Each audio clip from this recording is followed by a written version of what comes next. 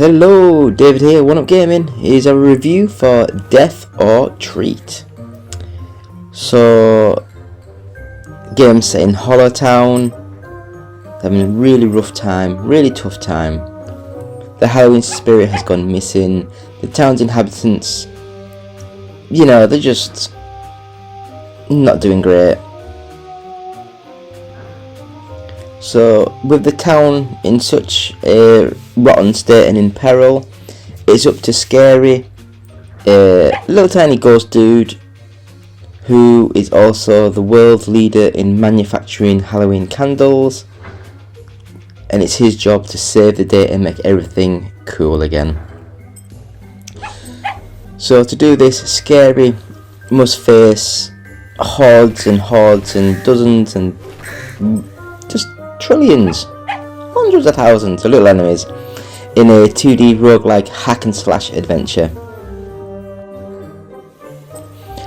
On each run, Scary will gather resources that will help to build up the homes and businesses of the residents of Hollow Town. In return, the Hollow Town people will provide Scary with new gear for his adventure and give him like the extra points, you know, so stronger, faster, more agile, that sort of thing.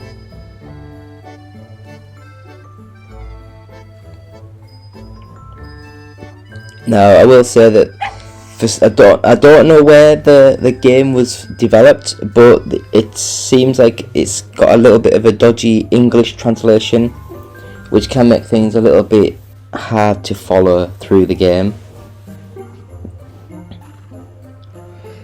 There's a lot of gags and puns and humour which we enjoyed, including levels themed around Face Boo,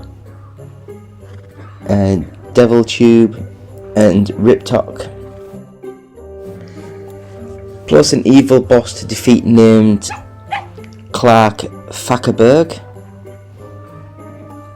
But none of these jokes come remotely close to tickling a funny bone. They just lead to my complete bafflement to the bizarre narrative unfolded.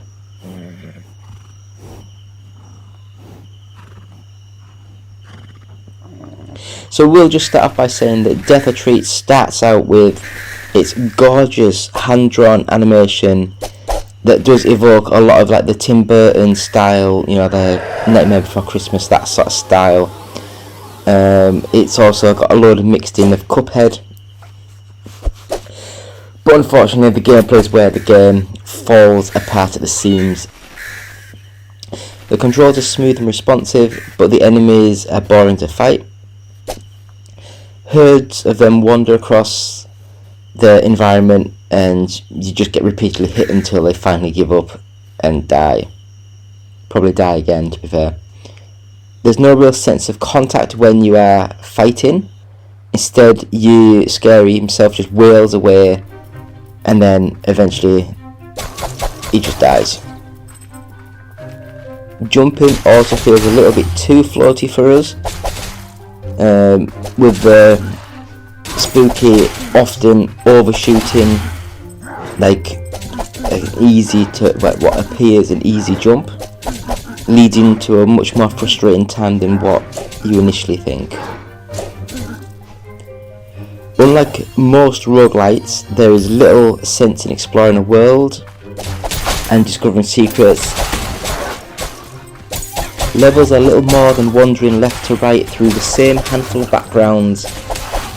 There are some moderately interesting bosses to fight, but Death or Treat does so little to engage the player that there is absolutely no compulsion to go back and have another run. So basically we will just sort of say it does look absolutely stunning with its hand-drawn aesthetic, but because of the repetitive nature of the game and the boring combat, it just doesn't feel as good as what it looks. So we at One Up Gaming give this game a 2 out of 5. So me, David, One Up Gaming, thank you for watching, and we'll catch you next time. Goodbye.